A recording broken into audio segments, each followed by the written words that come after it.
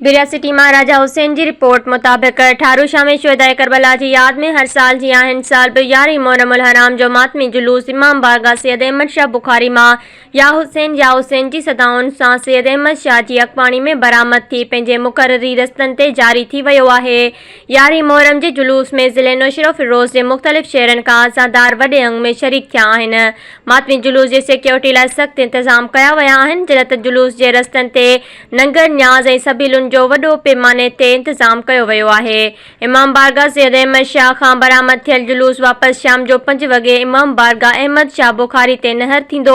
हुन हवाले से जुलूस के मुंतज़मीन जो चवण हो त chairman town committee Tharushah Ali Khan Almani के तरफा रूटन ते बरसात वसण के बावजूद भी सफाई सुथराई जा इंतजाम तमाम बेहतर कया आहिनि। हेल्थ डिपार्टमेंट पुलिस बेन इदारन के तरफा मुकम्मल तौर ते असां सां ताउन कयो वियो आहे ऐं ठारूशाह शहर पुरअमन आहे।